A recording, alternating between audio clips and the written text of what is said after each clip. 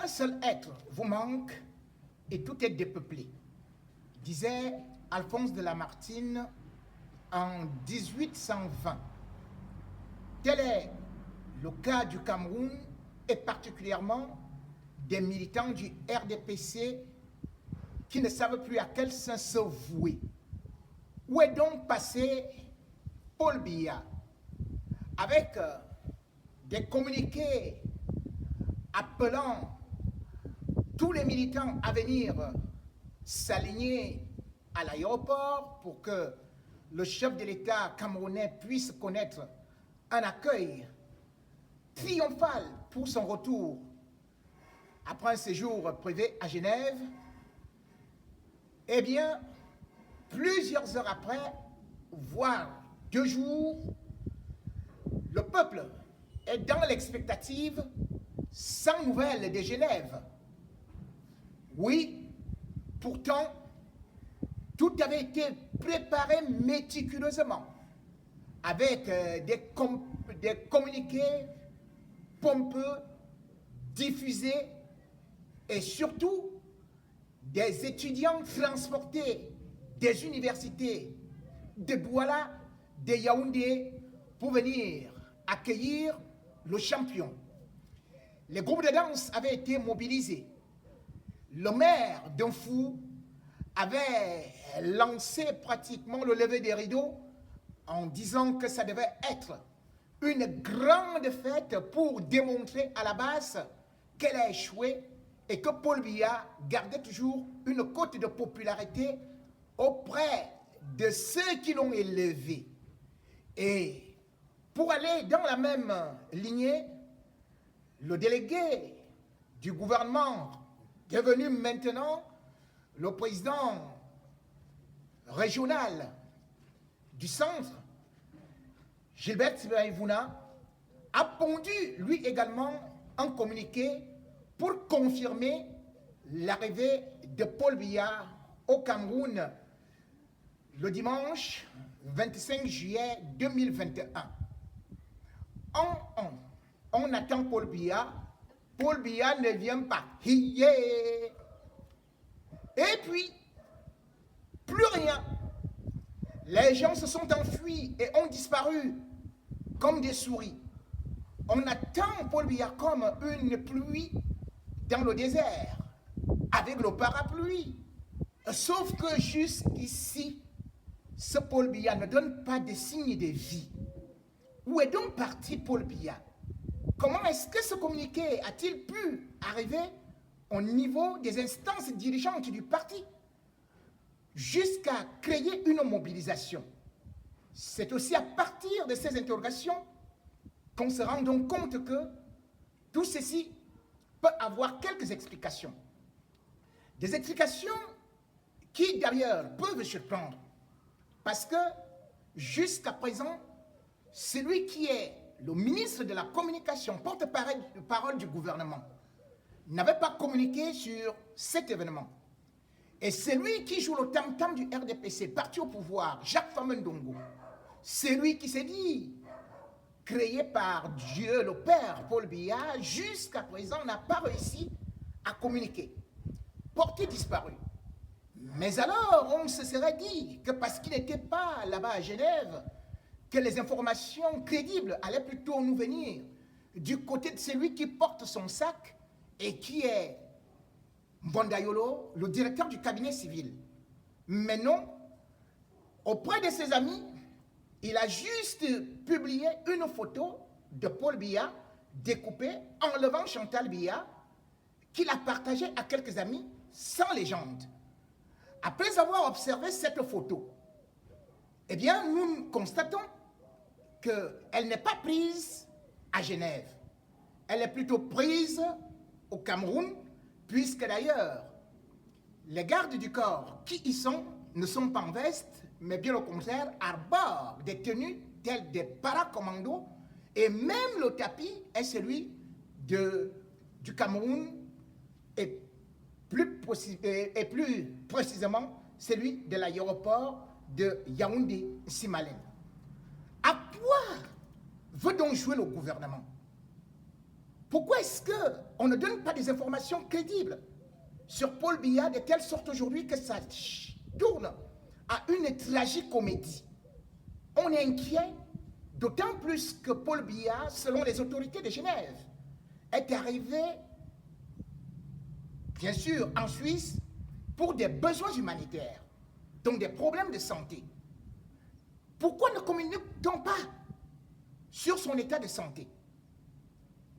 On se rend compte que, après certaines informations, peut-être non fondées, peut-être crédibles, qui ont fait état d'une situation assez critique de la part de l'homme de 88 ans qui règne comme le Seigneur au Cameroun sans partage, eh bien, ceux qui ont rendu ou vendu le culte de l'immortalité de ces seigneurs ont dû donc venir rapidement rectifier le tir pour montrer qu'il était en très bonne santé et qu'il était déjà même prêt à rentrer.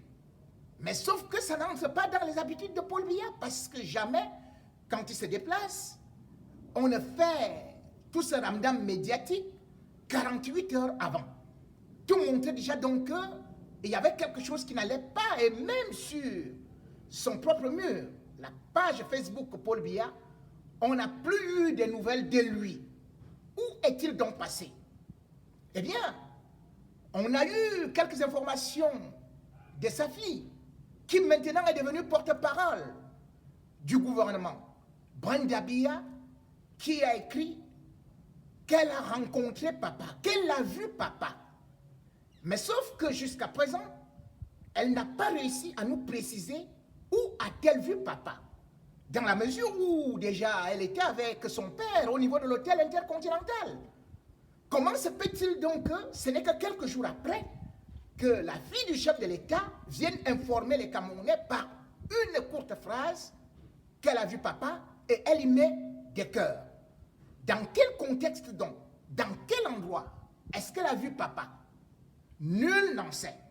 Puisque, bien évidemment, après le détour de Chantal Biya à Cannes, on sentait déjà que le chef de l'État n'était pas avec son épouse et que certainement il était quelque part.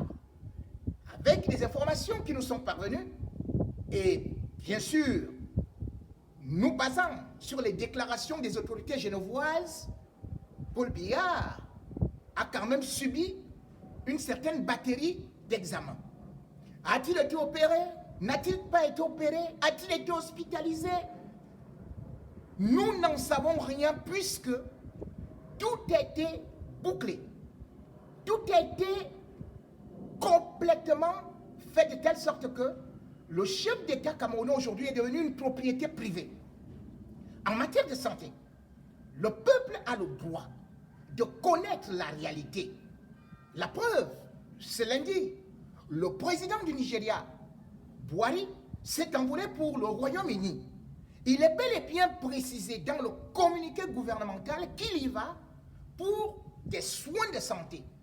Et même dans son agenda, il est prévu aussi qu'il va rencontrer le Premier ministre. C'est bien précisé. Et son retour est programmé avant le 15 août 2021. Le peuple nigérian est donc informé parce que Paul Biya n'est pas là pour Frank Biya, pour Brenda Biya, pour Junior Biya, pour Chantal Biya, mais Paul Biya est là pour tous les Camerounais.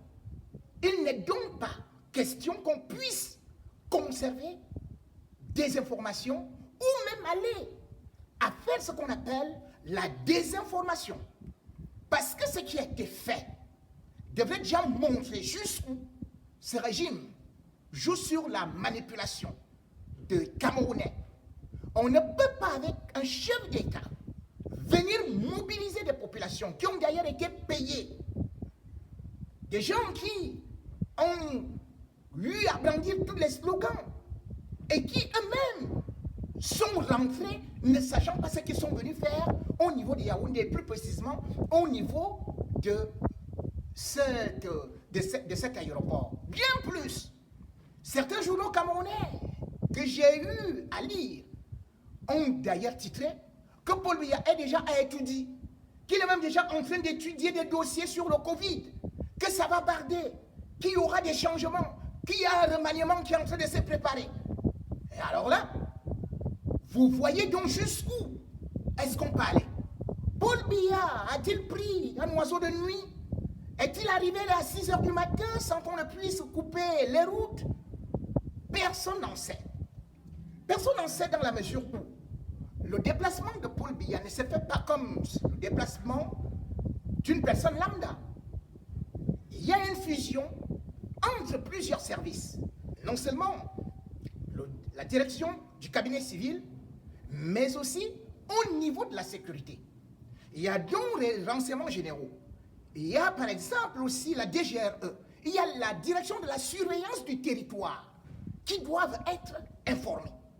Et toutes les enquêtes que nous avons menées, personne n'a une information concernant Paul Biya. Pourquoi donc avoir annoncé qu'il était en train d'arriver au Cameroun? La première hypothèse serait peut-être que, en admettant que Paul Biya se soit bien rétabli, la première hypothèse, disais-je, serait donc qu'il était en train de vouloir désamorcer la bombe basse. Après la première manifestation du 17 juillet, Paul Biya s'est dit, s'il y a une deuxième manifestation, le samedi qui suivait, eh bien, ça allait refaire le même effet que lors de son premier séjour, lors de son dernier séjour à Genève. Qu'il vous soit rappelé qu'en 2019, lors de son dernier séjour, Paul Biya était arrivé à Genève le 23 juin.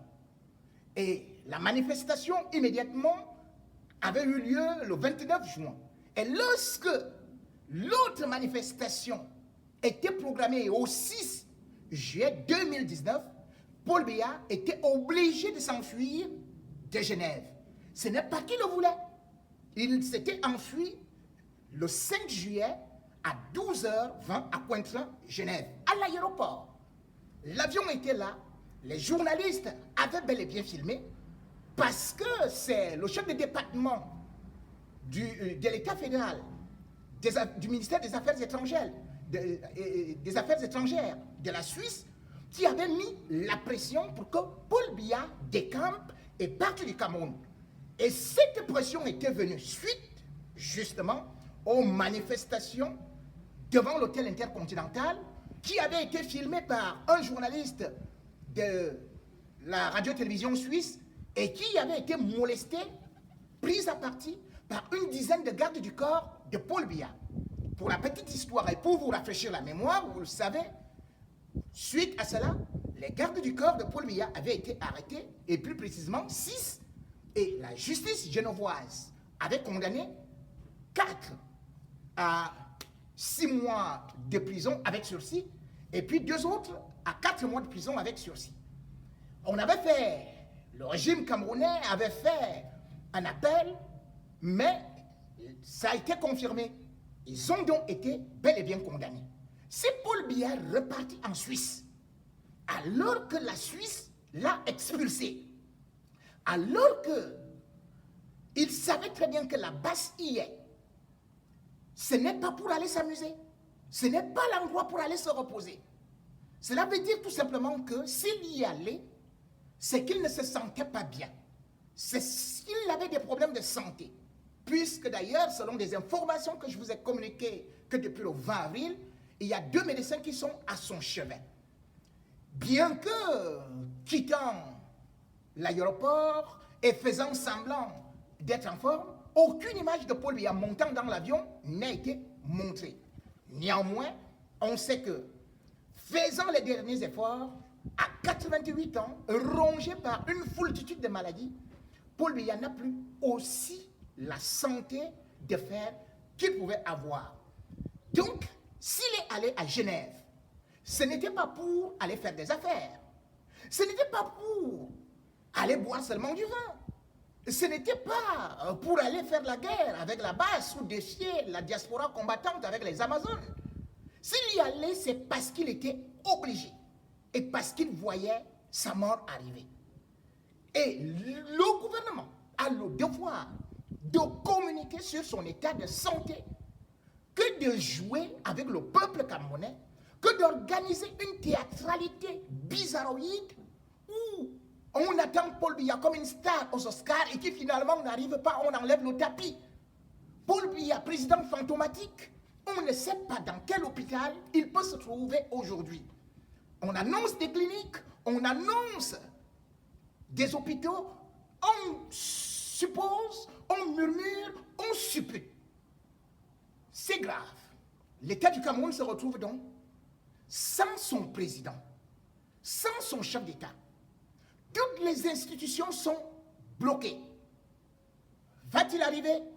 Certains ont annoncé et ont juré, la main sur le cœur, que Paul Biya allait arriver comme un ange qui vient du paradis et qui va tomber à étudier à midi. Après-midi, on a regardé, le Messie n'est pas arrivé. Paul Biya jusqu'à présent est perdu. Et personne ne communique plus.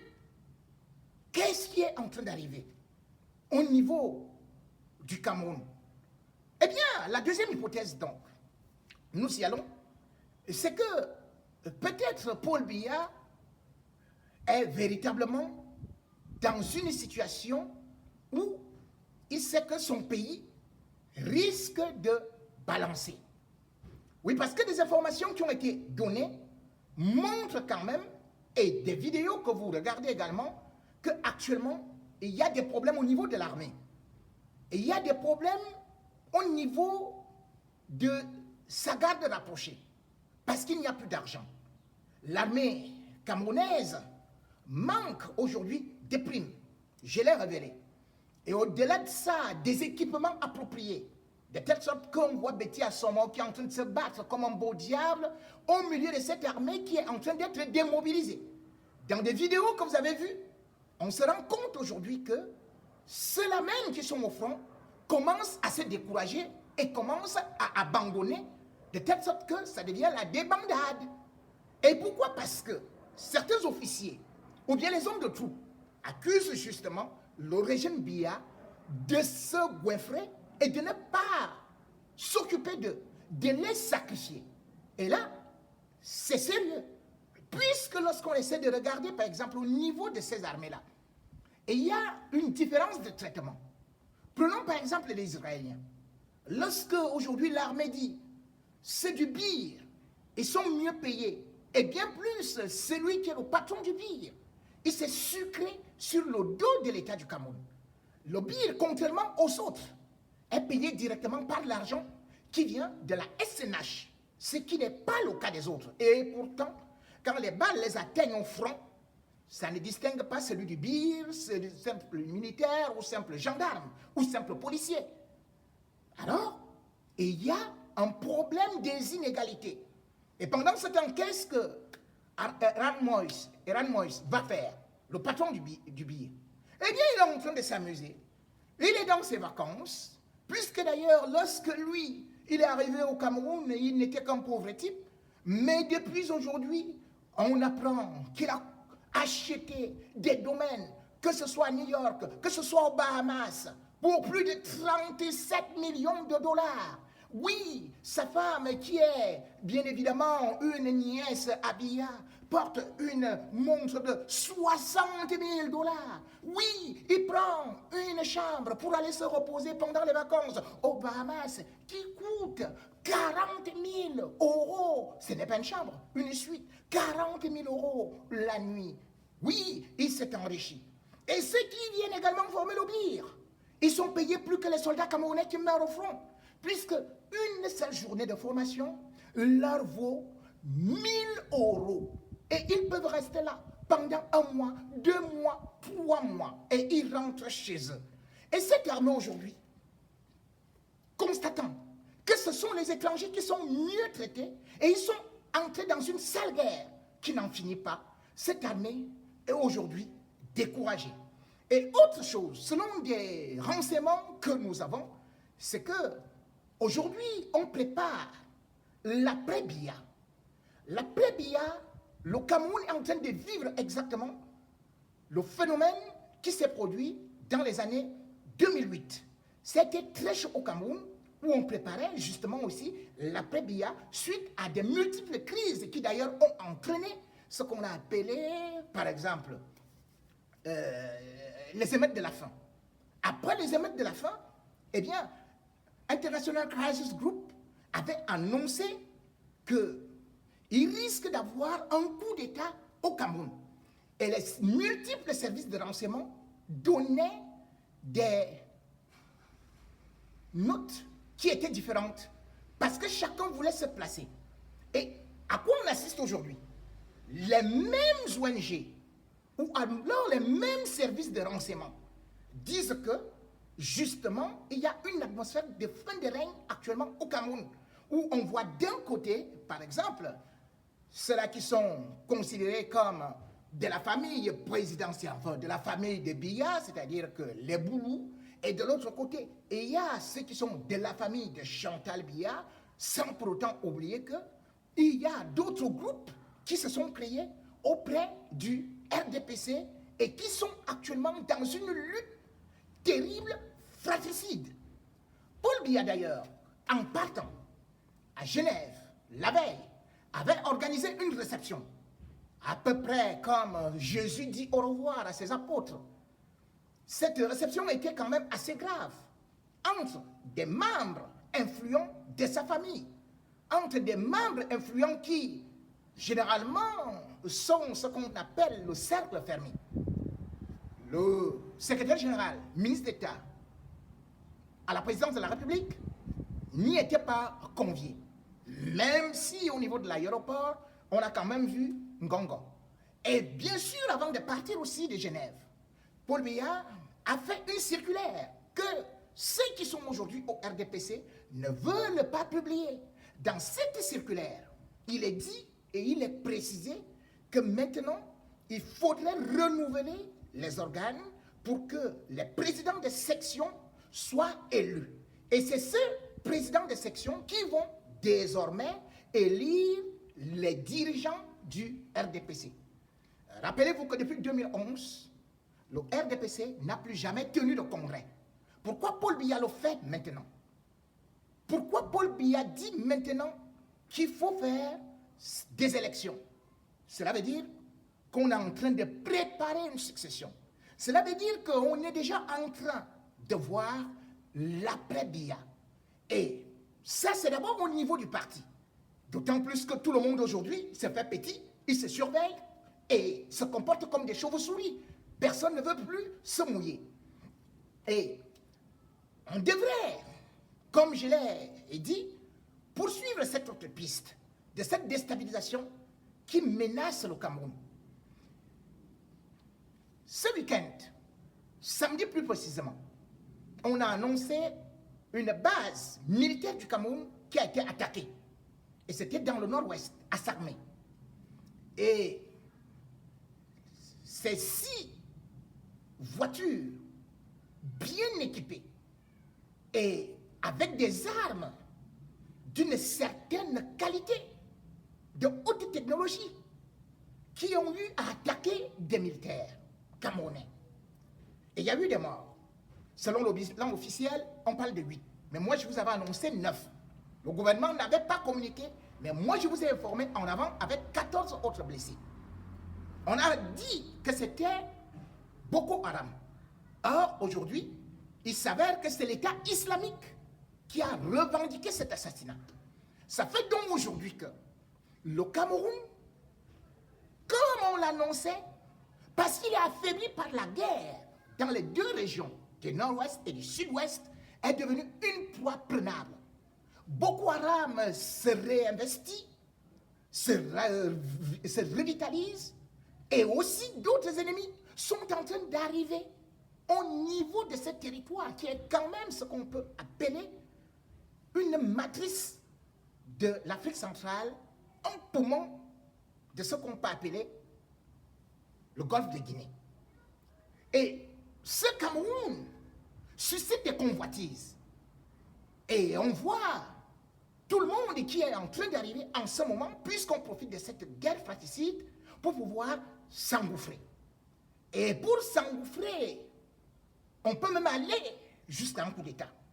Et ce coup d'État, on entend déjà des bruits de bottes.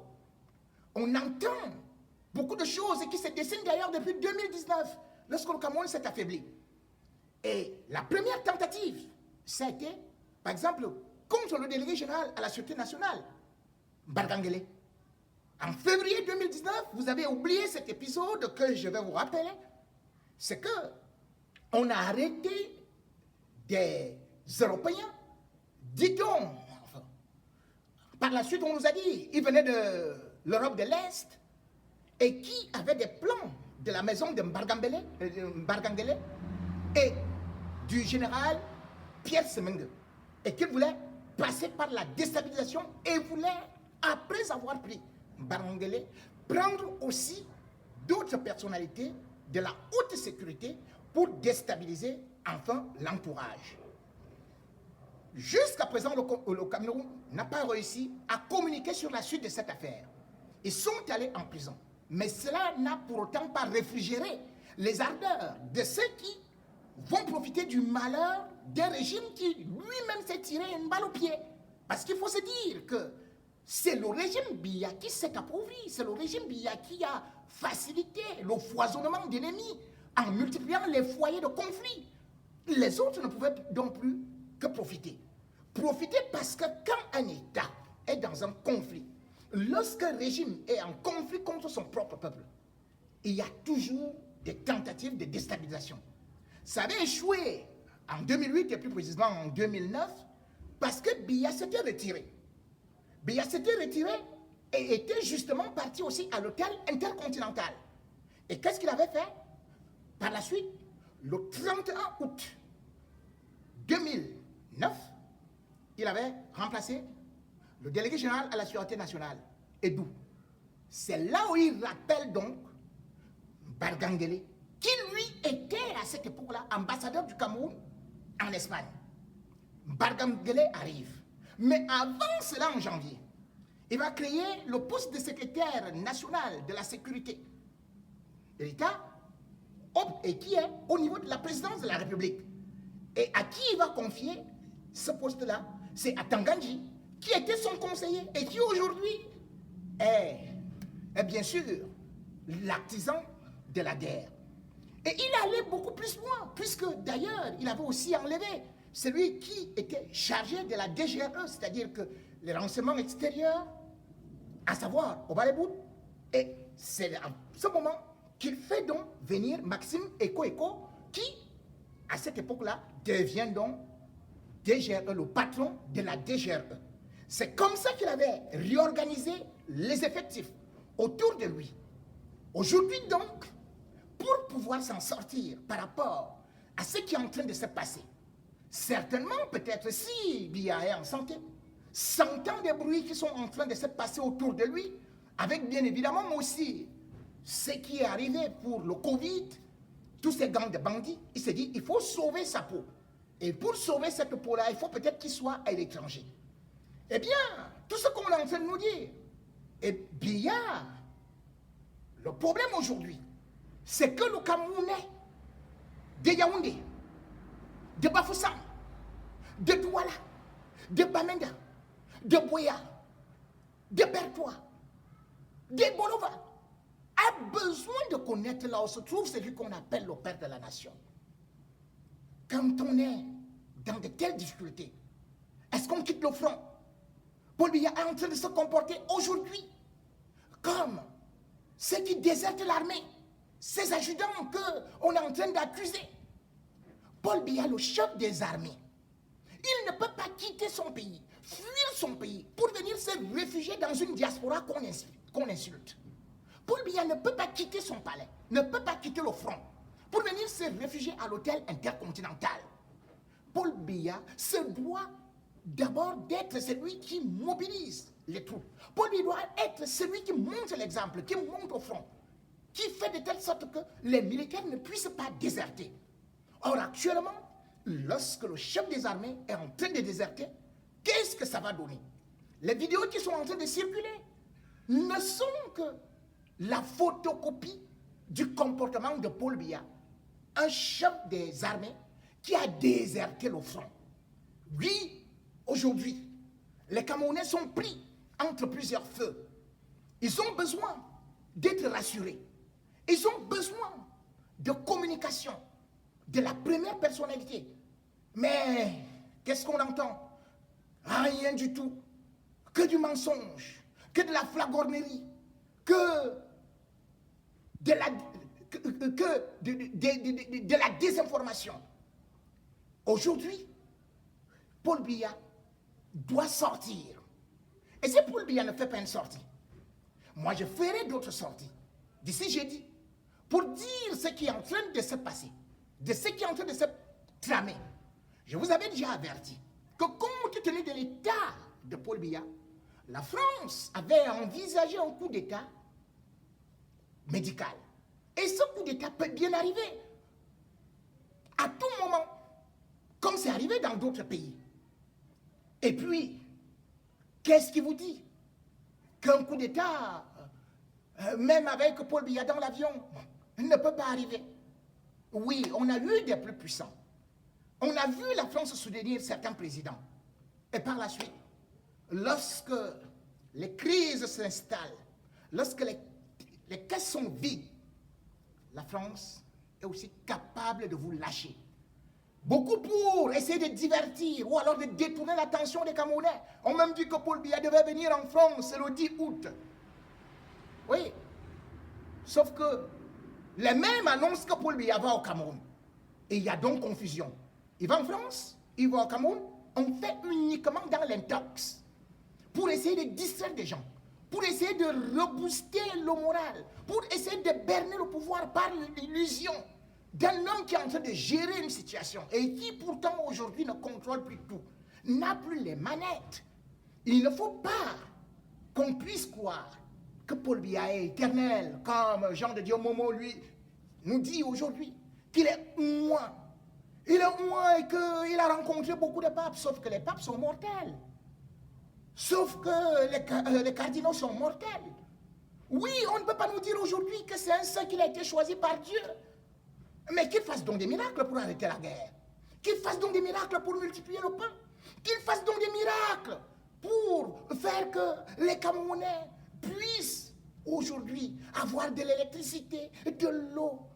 Qu'ils puissent, à la façon des anciens prophètes, traverser la mer, mais qu'ils ne puissent pas se perdre dans l'avion. On nous a dit que Paul Biya avait pris l'avion. On nous a dit que l'avion était dit après le Boeing 767. Mais lui aussi, il est perdu comme l'avion d'Augustin Conchou, qui, jusqu'à aujourd'hui, est parti avec des milliards. Paul Biya a pris beaucoup d'argent. L'argent qui est stocké dans des banques à gauche et à droite. Et bien sûr, Paul Biya, même pour un départ, devrait communiquer. Pour une arrivée, il devrait communiquer. C'est une obligation. On n'a pas élu, comme il prétend l'être, un président des hôtels. On n'a pas élu un Suisse. On n'a pas élu un président qui se cache comme une souris.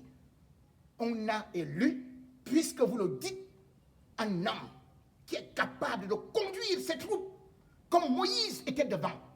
Un président qui se met devant. Un président n'est pas celui-là qui se perd comme un enfant et dont on fait aujourd'hui les avis de recherche. Un président ne ment pas. Un président doit être un combattant. Un président ne doit pas jongler avec son peuple pour que le jour où il va rentrer, qu'on ne sache même pas qu'il surprenne tout le monde.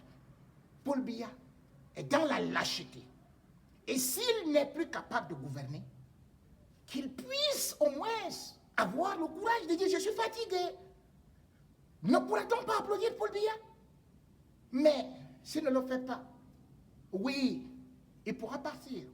Comme d'autres, bien avant lui, qui ont cru qu'ils étaient irremplaçables, qu'ils étaient puissants, mais qui ont été renversés, parfois même sans un coup de fusil. Vous vous souvenez du grand Bokassa? Oui, le 4 décembre 1977, il se faisait proclamer empereur. Et le 21 septembre 1979, le même Bokassa, alors qu'il se trouvait en Libye, chez Kadhafi, il a été déposé. On n'a même pas eu besoin de tirer. Ceux qui étaient dans l'armée, qui étaient de son côté, étaient les premiers à se ranger du côté de l'armée française. Ils ont déserté. Quand vous regardez l'armée camerounaise désertée aujourd'hui, et quand vous regardez l'armée centrafricaine qui a aussi déserté lorsque Bokassa était en difficulté, eh bien, on est en voie de conclure que les mêmes causes produisent les mêmes effets. Paul Biya arrive au pouvoir par la main de la France et par la décision d'Amadou Ahidjo. Paul Biya n'est pas venu au pouvoir par la main de Dieu, par la main d'Allah, par la main de Bouddha. Comme le disait Denis Diderot en 1772, je cite, « Aucun homme n'a reçu de la nature ou de Dieu de diriger les hommes à vie. Face tes morts, pile je te tue. » On m'appelle J. Rémy Ngonon. Dieu pardonne, moi pas.